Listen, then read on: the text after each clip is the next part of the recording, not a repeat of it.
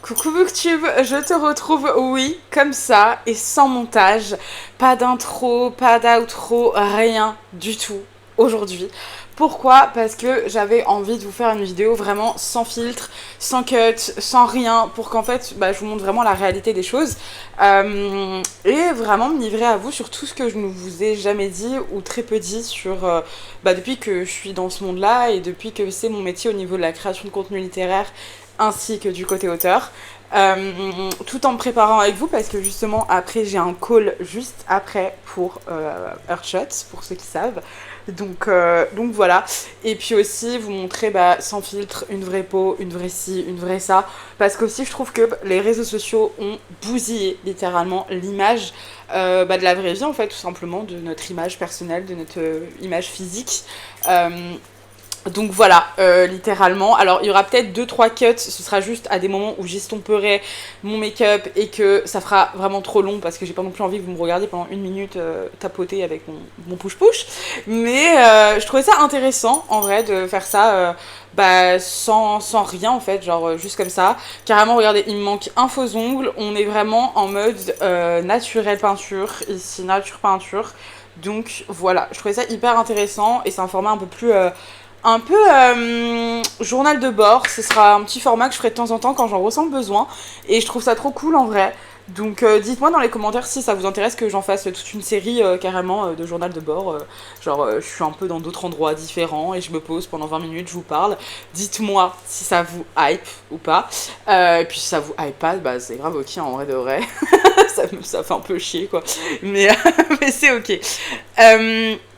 J'ai eu cette idée là hier soir parce qu'en fait j'avais un petit mental breakdown mais très petit parce que maintenant comme vous le savez pour ceux qui me suivent depuis 2023 fin 2023 mai 2023 pardon, vous savez que j'ai eu une énorme dépression qui a duré quand même 4 ans, donc c'est quand même beaucoup hein. Elle a commencé, j'avais 21 ans, j'en ai 25, donc voilà, et j'ai vraiment guéri je pense à partir du moins commencer mon processus de guérison vraiment et réellement à partir je dirais ouais du moment où j'ai quitté mon ex en fait, on va rentrer un peu dans le deep, mais c'est ok, et c'est important aussi de le souligner que parfois de partir ça fait mal, mais qu'en fait après tu te rends compte qu'en fait c'est la meilleure décision que tu as jamais prise de ta vie, et ça a été en l'occurrence le cas pour moi.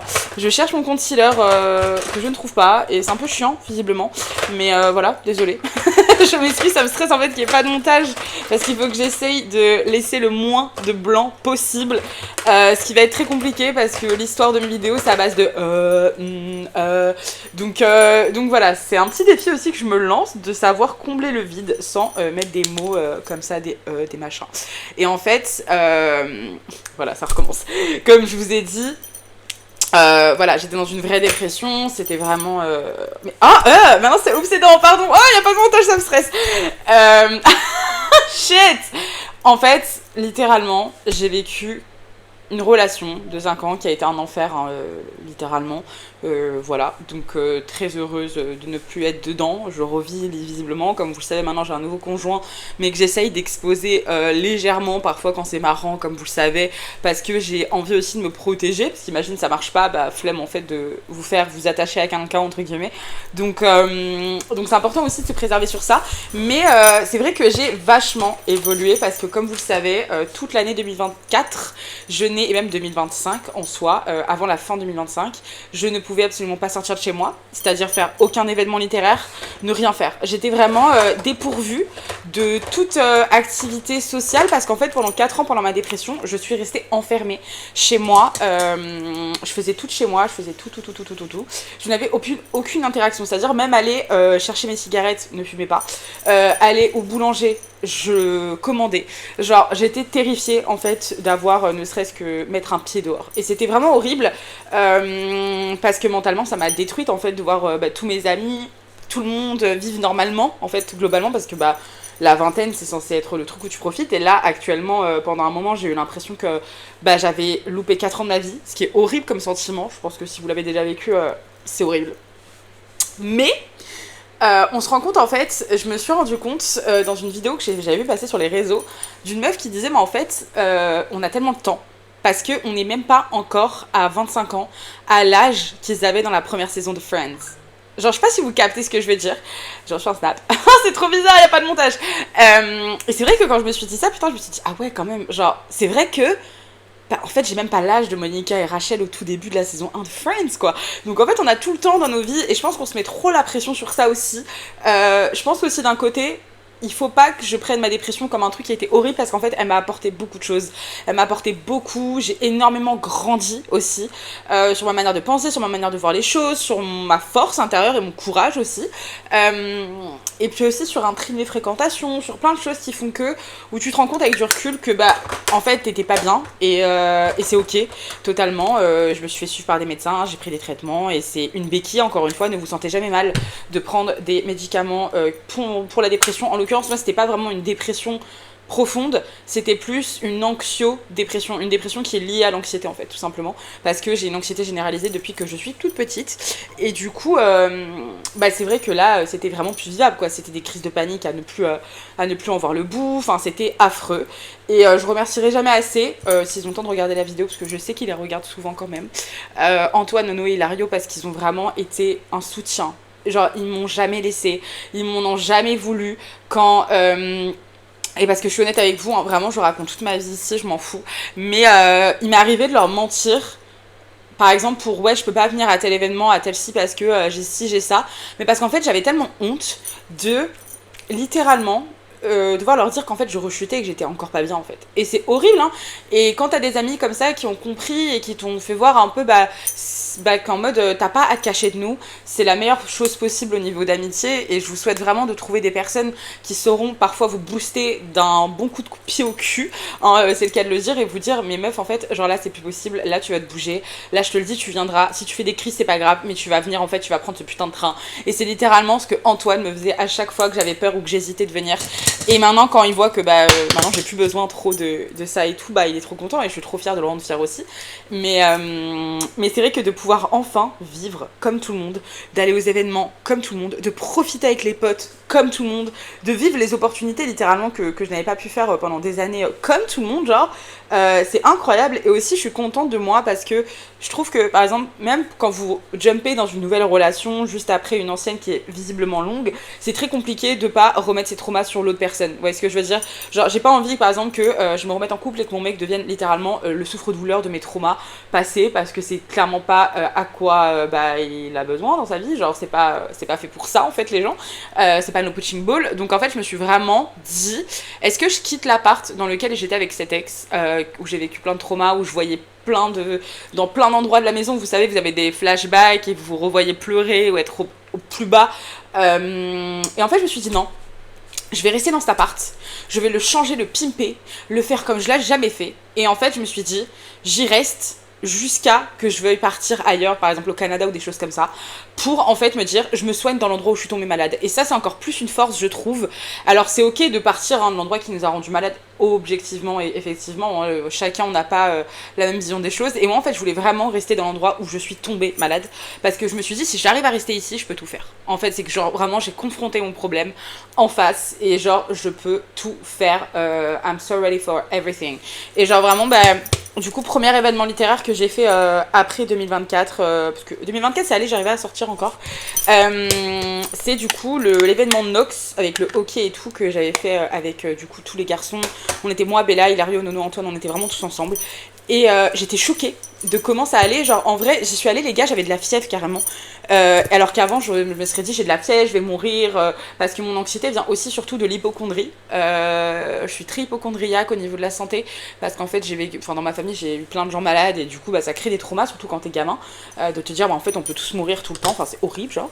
Et c'est trop bizarre, ça fait trop du bien de parler de ça avec vous, genre what the fuck.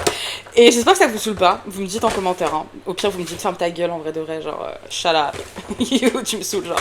Mais attendez, il est quelle heure? Parce que j'ai un appel à 15h30, c'est good, je suis engagée encore le temps, il est 14h50. Ah c'est trop bizarre, j'ai pas de montage, en vrai c'est pratique, ce sera plus simple pour moi. Mais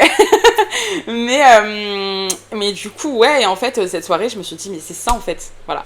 Et en fait du coup à cette première soirée j'avais mis des écouteurs anti-bruit parce que j'avais j'ai beaucoup de problèmes avec le bruit aussi, je suis agoraphobe, donc maintenant ça se calme beaucoup, mais c'est vrai que j'avais mis toute la soirée, que ce soit dans la soirée sur la péniche et au match de hockey, mes écouteurs, et du coup j'en avais parlé avec Quentin Jarnot et tout, il était trop mignon, il me disait ouais et tout, je comprends totalement machin et tout, et en fait je me suis dit mais en fait t'es pas seule meuf, et genre deuxième événement, du coup c'était la révolte de l'arène de Morgane Moncomble, c'était trop bien, c'était encore mieux parce que j'étais vraiment pas du tout stressée à ce moment-là, j'ai pris le train sans être stressée, j'étais trop bien toute seule, genre j'arrivais à gérer toute seule et tout, et quand on a rejoint les garçons et tout, enfin on était trop bien, genre j'étais pas autant stressée que voilà, et j'ai réussi à aller à la soirée avec une musique à fond, sans écouteurs cette fois-là, donc ça c'était dingue, j'étais trop fière de moi, genre tout le monde me disait oh t'as pas mis les écouteurs et tout, c'est trop bien et tout machin, donc ça c'était vraiment un truc que je me souviendrai, genre dites-vous que je suis allée en robe Bridgerton dans un Burger King à genre 3h du mat sur les champs. Et j'ai trouvé ça incroyable parce que jamais j'aurais réussi à faire ça avec l'anxiété que j'avais avant. Et là, je m'en foutais. Genre, on sortait de la soirée de Morgane. On avait juste envie de manger des frites, genre. Et je me suis dit, putain, mais meuf, genre, y a un glow-up en vrai. Genre, c'est fou. Ça va très vite, mais y a un glow-up. Et après, bah, toute la sortie d'Earth Campus aussi m'a beaucoup aidée parce que je suis vraiment dans une maison d'édition qui m'a, au niveau de la sortie d'Earth Campus, m'a vraiment aménagé ma sortie par rapport à mon anxiété. Et ça, je les remercierai jamais assez. Parce que je sais que c'est pas toutes les maisons d'édition qui auraient pu se le permettre. Parce que, mine de rien, quand t'édites quelqu'un, c'est un coût. Donc si la personne peut pas suivre, c'est pas ouf. Et au contraire, ils m'ont pas lâché. Ils étaient vraiment, moi, j'étais vraiment en mode ils vont m'abandonner, ils vont me laisser, je serai plus éditée, voilà, il va jamais sortir mon livre, ils voudront plus de moi après. Enfin, voilà. Et parce que moi j'avais vraiment ce problème, et même avec mes propres amis, genre qu'est-ce qu'ils pensent, là ils m'ont parlé bizarre, il a dit ok, je suis sûre que j'ai fait un truc de mal, enfin vous voyez le overthinking suprématie, genre. Donc ça faisait vraiment du bien de voir que bah t'as des. En fait, tous les gens que j'étais. Enfin, tous les gens qui m'avaient entourée, bah en fait c'est moi qui me prenais la tête toute seule de l'image qu'ils pouvaient avoir de moi, parce qu'en fait eux m'aimaient profondément et qu'ils en avaient rien à faire de. Ils m'ont accepté comme j'étais, vous voyez ce que je veux dire?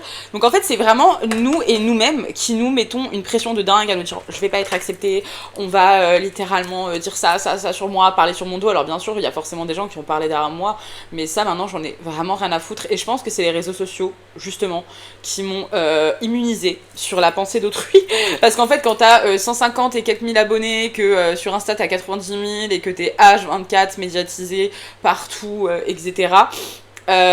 Surtout sur une niche comme le BookTok où c'est vraiment de base, 150 000 abonnés sur le BookTok, tu vois, ça équivaut à 1 million quoi. Donc c'est pas la même niche que le lifestyle, etc. Vous voyez ce que je veux dire? Et du coup j'étais vraiment en mode, mais en fait je m'en fous, parce que les gens qui m'aiment tant mieux, les gens qui m'aiment pas, bah en fait je m'en branle parce que je dors pas mal le soir. Donc c'est ok en fait. Juste moi, tant que mes amis, tant que ma famille, tant que mes proches sont fiers de moi et qui m'aiment, bah j'ai envie de vous dire c'est le principal, parce que j'ai envie de rendre fiers ceux que j'aime aussi, qui se disent que bah ils m'ont pas aidé pour rien, vous voyez ce que je veux dire, genre que tous leurs efforts pour toutes les nuits à me rassurer, tous les appels à me dire non meuf tu vas pas mourir, genre c'est fou, parce que vous savez que Antoine est en médecine et vraiment bah je l'ai vraiment saoulé quoi. Genre vraiment ça a été mon médecin anti-stress pendant des années, littéralement dès que j'avais un pet quelque part je me disais je vais mourir, et là il me disait mais non babe tu ne vas pas die maintenant, genre vraiment ta gueule genre tu ne vas pas mourir, c'est fou. Donc franchement incroyable sur ce point là.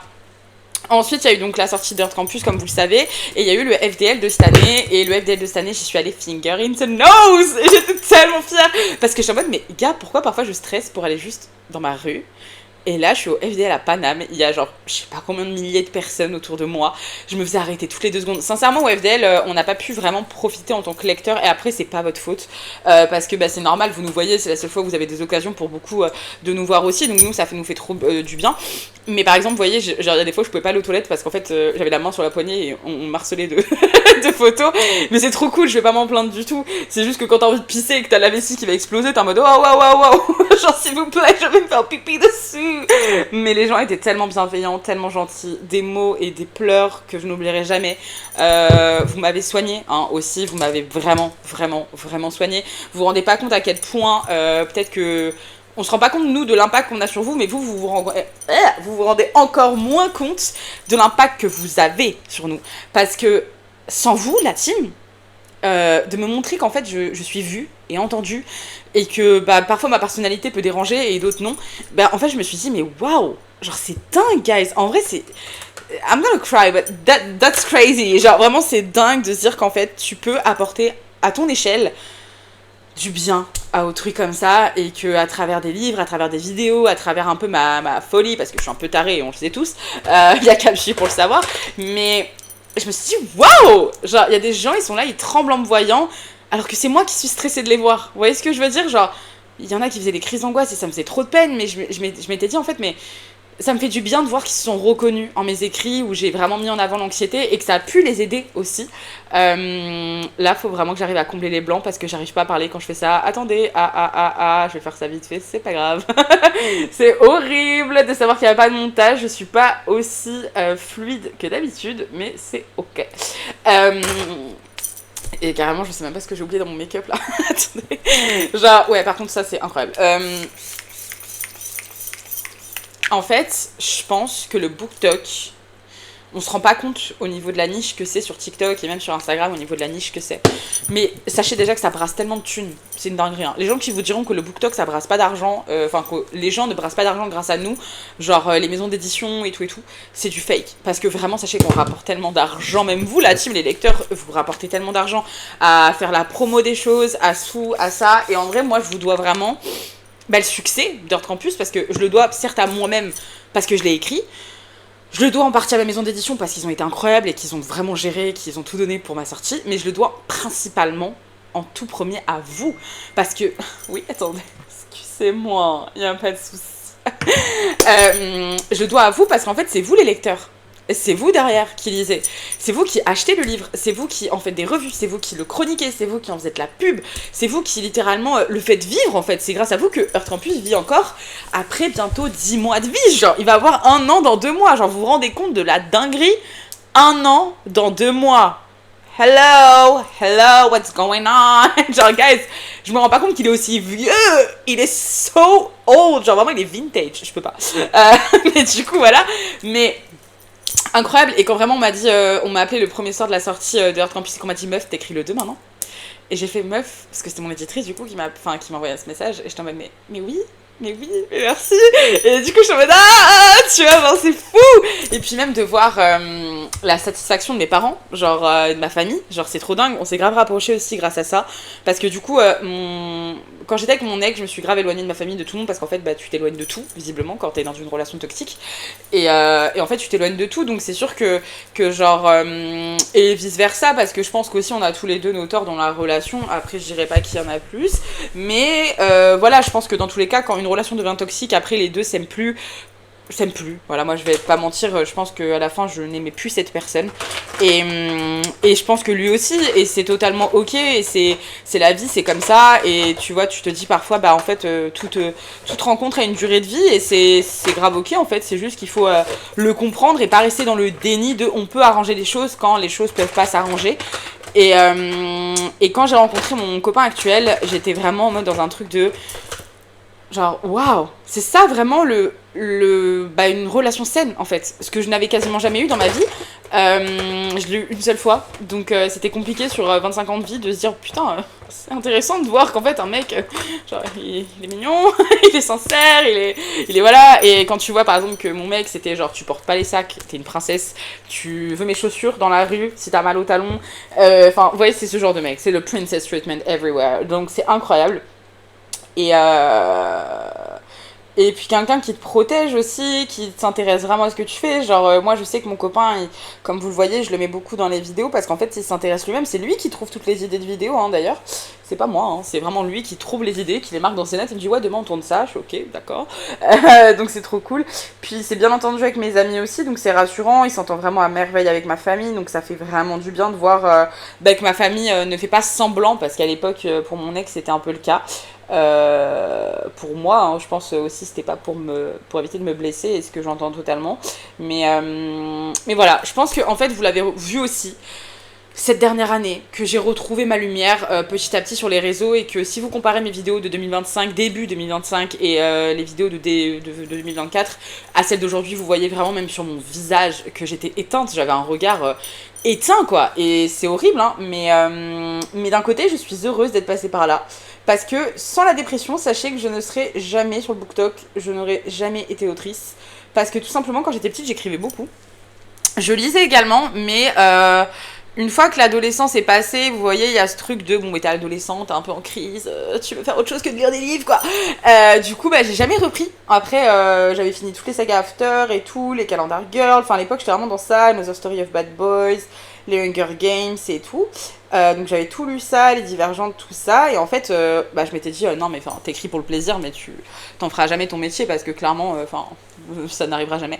Et en fait, en dépression, une fois, je suis tombée sur une vidéo d'une booktube, ça ne m'était jamais arrivé dans ma For You page, et vraiment, elle est arrivée comme ça. Genre, dans ma For You page, j'avais jamais vraiment eu de livre de toute ma vie.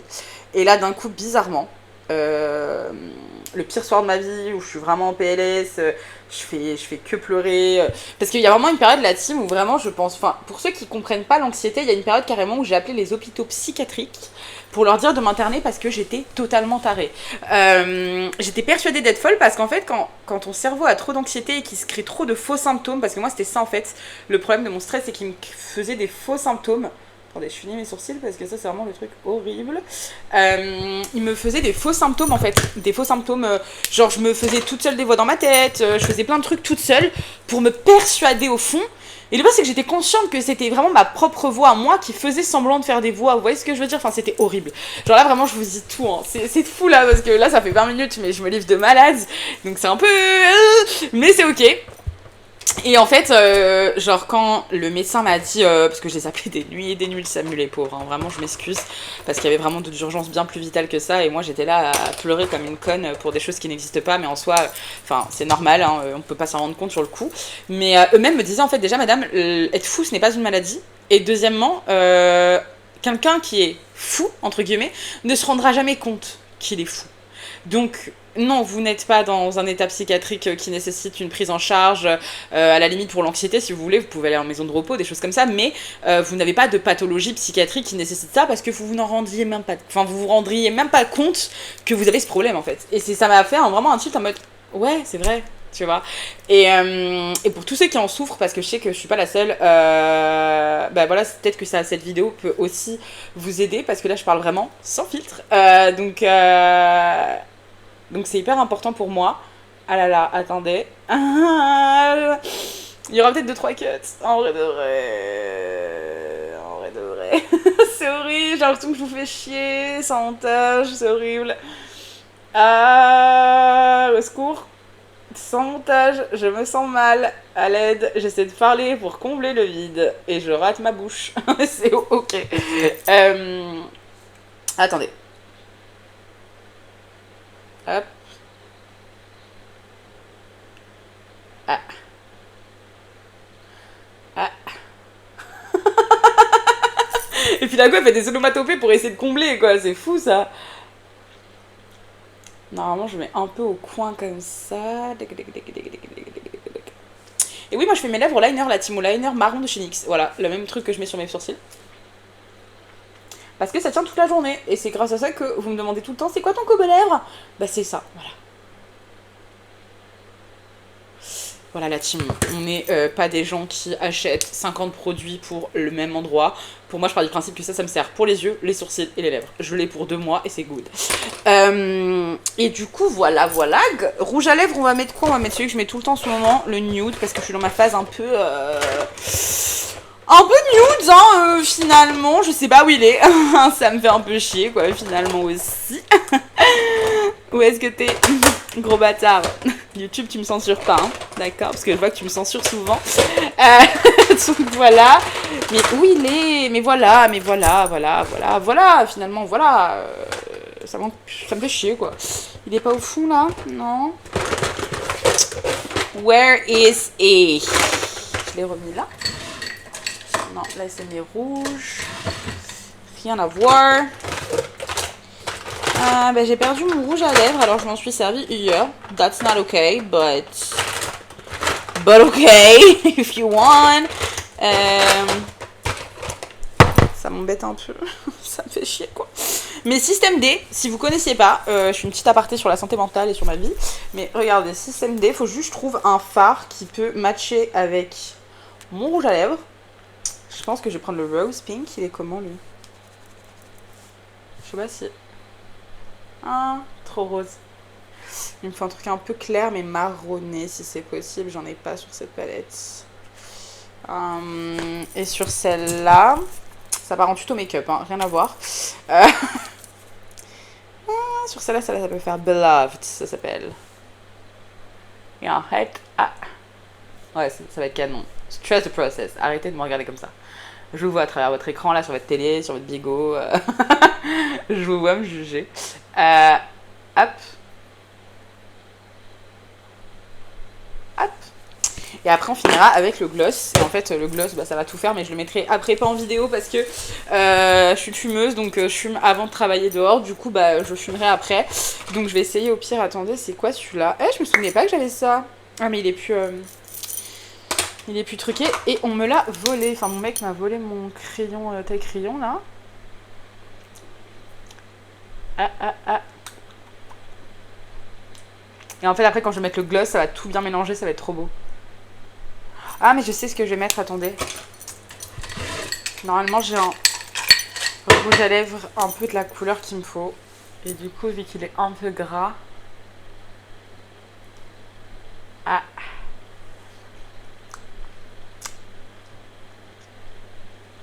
Ça peut, ouais, déjà aider un peu à fondre. Et au pire, je vais prendre un pinceau.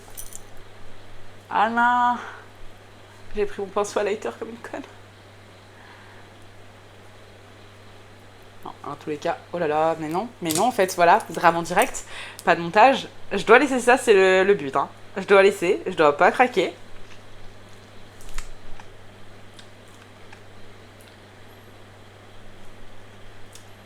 Ok.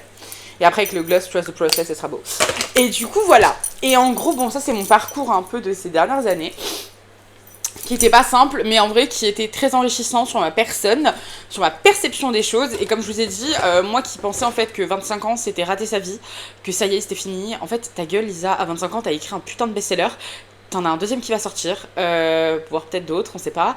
T'as une communauté de dingue, t'as un boulot que t'aimes faire, tu vis de ça, c'est incroyable. Genre, vraiment, ferme-la. Genre, en fait, t'as une nièce qui est incroyable, ta soeur va avoir 2 autres bébés, là, elle va accoucher ma soeur en juillet. Enfin, c'est dingue. Donc, en fait, je me suis dit, mais juste ta gueule, en fait, genre ta gueule. Sachez que moi, de base, j'ai fait des études. J'ai fait des études de secrétariat pour commencer pendant 3 ans. Et après, je suis partie en marketing international. Parce que la vente m'intéressait trop. Et la vie de ma mère, moi, j'aime trop l'argent. Donc, je me suis dit, vente, marketing international, 100%, je fais des flous. Donc voilà. Et au final, du coup, j'ai passé tout ça et tout. Ça a été, je crois, 2-3 ans. Dans un genre de centre privé de formation un peu genre comme ça pour les formations un peu étrangères, sans partir à l'étranger si vous préférez. Ça s'est très bien passé. À l'époque, je suis sortie avec un de ces mecs qui avait là-bas, pas mon prof, hein, pas prof élève ici. Je suis tombée enceinte, lol. Et j'ai avorté. Voilà aussi, c'est intéressant de le dire parce que j'ai aucune honte à le dire. C'est mon droit de femme d'avoir avorté à 18 ans. Ou 19, je sais plus, ça fait longtemps. Mais parce que tout simplement, je n'étais pas prête. Et à l'heure actuelle, encore aujourd'hui, je ne veux pas d'enfants. Je ne sais pas si j'en voudrais un jour. Honnêtement, à l'heure actuelle, je ne me vois pas finir ma vie en ayant des enfants. J'adore les enfants, mais en fait, je vis très bien avec mes neveux et nièces. Vous voyez ce que je veux dire? Genre, j'ai déjà cet amour d'enfant dont j'ai besoin. Et j'ai pas l'instinct principalement maternel qui nécessite ou qui meurt d'envie de créer sa famille. Moi, en fait, dans ma vie, je veux juste profiter de ma carrière, de mon amoureux, si je finis ma vie avec lui, ou bon, voilà, bref, je veux profiter avec mon mari, parce que oui, je veux me marier quand même, mais je veux profiter à fond de ma famille, à fond de mes amis, je veux profiter de ma carrière au maximum, et je veux juste, en fait, pouvoir profiter, voyager tout le temps. Et c'est vrai qu'un enfant, c'est une décision très grande et qui nécessite aussi des concessions. Concessions que j'ai pas honte de dire que je suis pas prête à faire. Et en fait, je trouve ça intelligent et mature de se dire qu'en fait, faut pas avoir honte de dire que t'as pas envie d'avoir un enfant et de devoir faire les concessions qui va avec parce que je sais que si j'ai un enfant je l'aimerais de toute mon âme et que évidemment voilà mais je me sens pas prête à m'occuper d'autrui en fait avant de m'occuper de moi-même, ce que j'ai jamais fait dans ma vie en fait.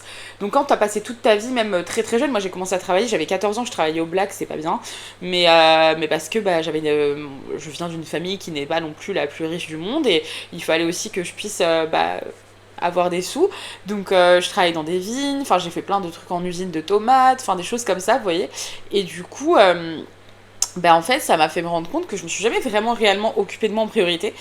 Et j'en avais besoin, en fait. Je ressens le besoin, à l'heure actuelle, de vraiment me mettre en priorité de tout, d'envers et contre tout, et de me dire, bah, c'est moi, en fait. Genre, vous voyez, tu vois, c'est hyper, je trouve, mature. Genre, c'est une conversation que j'ai eue avec mon mec actuel, on est en mode, j'ai un mec tous les mois, récemment, par rapport à ça, par rapport au fait que je lui ai dit, tu ne seras jamais ma priorité première. Genre, tu seras toujours ma priorité secondaire avec ma famille, mes amis, etc. Mais par contre, je décide que pour le reste de ma vie, je sois ma seule et unique priorité première. Parce qu'en fait, je pars du principe qu'on meurt seul et que c'est moi et moi, en fait. Je suis le personnage principal de ma vie.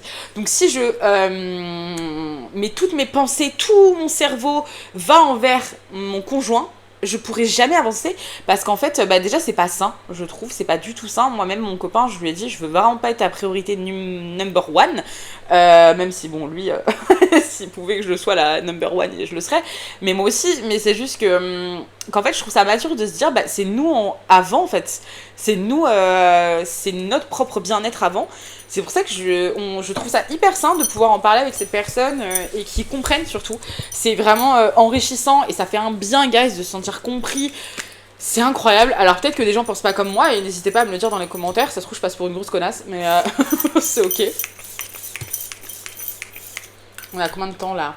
Ok, j'ai le temps encore. Donc voilà, et je trouve ça hyper enrichissant, tout simplement, d'avoir des personnes autour de soi qui vont être vraiment à fond sur ça et qui vont bah, comprendre en fait que oui, tu es ta priorité et carrément ils m'engueulent à me dire bah t'occupes pas de moi en fait, c'est toi là, ok. Donc vous voyez, ça fait du bien. Et donc voilà, pour revenir aux enfants, je me vois pas avoir des enfants pour l'instant et c'est totalement ok, je suis une femme, ça veut pas dire que je dois procréer en fait, je suis pas une usine, donc ça veut dire que c'est pas parce qu'une femme naît dans le monde qu'elle doit forcément avoir une descendance, désolée. Voilà, et puis aussi, bah, du coup, j'ai fait, bah, voilà, comme les études, je vous ai dit, donc marketing, tout ça. Puis après, j'ai bossé directement. J'avais bossé pendant des années, des années, des années. Mon CV, franchement, il fait une page recto verso et demi. C'est-à-dire que genre il fait une page entière et derrière ça finit pas jusqu'au bout, mais on est sur un bon recto verso. J'ai beaucoup bossé dans ma life, dans des jobs parfois ingrats, d'autres plus entourés et mieux entourés par des patrons un peu moins charlatans, parce qu'il y a des patrons aussi, voilà. Hein. La jeune génération, s'il vous plaît, ne vous laissez jamais faire. Je pense qu'on est une des générations qui, bon, vous c'est la alpha, mais même la Gen Z et ces deux dernières générations, je trouve qu'on se laisse pas faire, et je suis très fière de ça, parce qu'on soulève des choses, que ce soit au niveau du système, au niveau de la politique, au niveau de tellement de choses, de peuples opprimés, parce que oui, ici, on est free. Parce que j'ai peur de dire le mot, parce que j'ai peur que YouTube décide de me censurer parce que je suis free watermelon. But ici voilà, on est contre les peuples, on n'est pas contre, on est contre les peuples qui sont opprimés. On est contre le fait d'opprimer les peuples tout simplement. On est free Palestine, on est free Soudan. Je l'ai dit, je m'en fous. On est free Congo, on est free everything qui est actuellement génocidé à tort, génocidé tout court, et qui est actuellement méprisé et non aidé par le monde entier, parce que ça me débecte. Sachez que vraiment, hein, je suis dégoûtée du monde dans lequel on vit. Et c'est pour ça aussi, je pense que avoir des enfants, ça me donne pas du tout envie, parce que être spectateur de ça, voir mes gosses être spectateur de toute cette merde, je n'en ai pas envie. Voilà, c'est... Nous, on l'est. Et même mon père, parfois, s'excuse de m'avoir fait naître dans un monde pareil, parce qu'il se dit, mais où est-ce qu'elle va finir, quoi. Enfin, c'est la guerre, quoi. C'est horrible. Et puis quand tu vois les gens qui sont haut placés et qui disent des choses aussi horribles, ça me débecte, littéralement.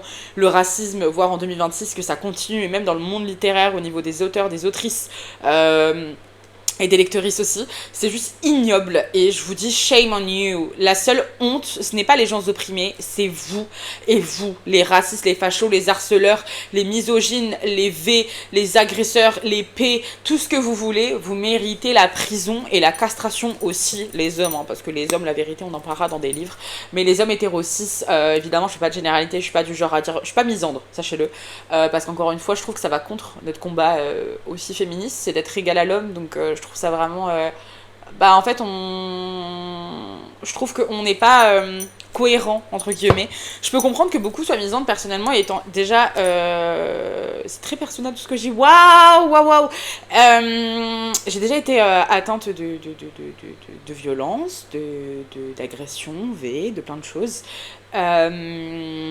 Mais c'est pas pour ça que je me dirais que tous les hommes sont des V, tous les hommes sont des... Voilà. Oui, il y a une majorité, on va pas se mentir, on va être sur un bon 70%. Mais je pense aussi qu'il y a un pourcentage d'hommes qui est bon, voilà. Maintenant, c'est rare. Et c'est dommage que ça soit rare. Et il y a des femmes aussi qui sont vraiment des grandes tarées, qui font aussi des agressions S. Et ça aussi, ça me fait mal au cœur de voir qu'on n'en parle pas aussi. Parce que, ok, elles sont moindres. Elles sont vraiment moindres, hein. Elles sont totalement moindres. On ne dit pas le contraire, évidemment. Mais il faut pas oublier aussi, en fait. Voilà, tout simplement. Quel que soit le sexe, si tu es agressé, si tu es victime d'agression, tu es légitime. Tu es légitime d'en parler, tu es légitime d'être aidé. Et encore une fois, on croira toujours les victimes. Les gens qui, aussi, je vois beaucoup passer sur Twitter, des gens qui sont en mode « Ah ouais, celle-là, elle est encore en train de mentir sur les réseaux, à dire qu'elle s'est fait V par tel artiste pour gagner de l'argent. » Pas du tout, ma belle. Pas du tout, ma belle.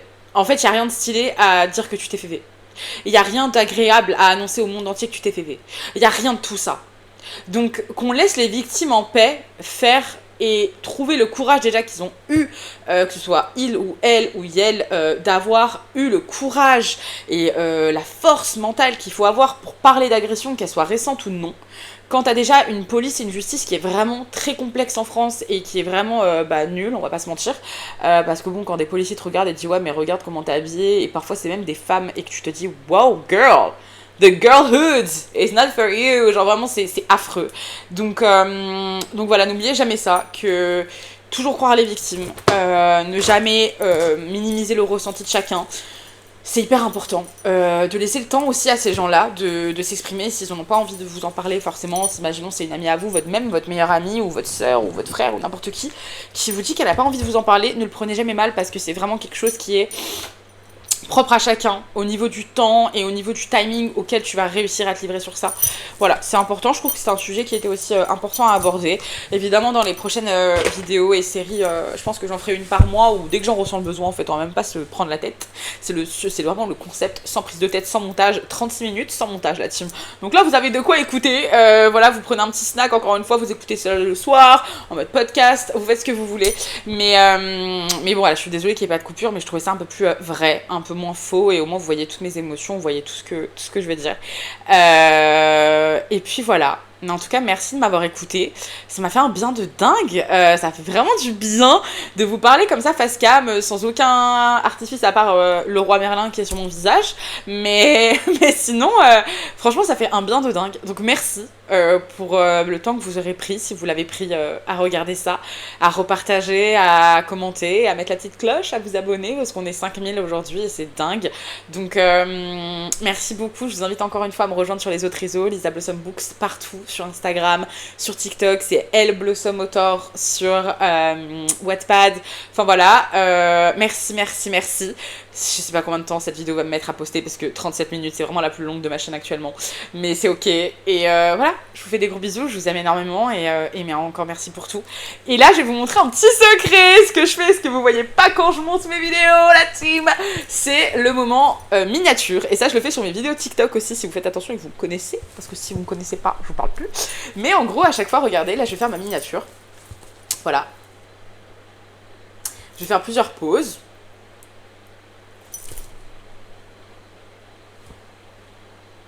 Et après, je vais choisir, je vais screener et je vous ferai la miniature avec. Voilà, vous pouvez garder, screener vos meilleures miniatures. Voilà, y a pas de souci, c'est gratuit. Oh waouh, je vous donne tous mes secrets, ça me stresse là.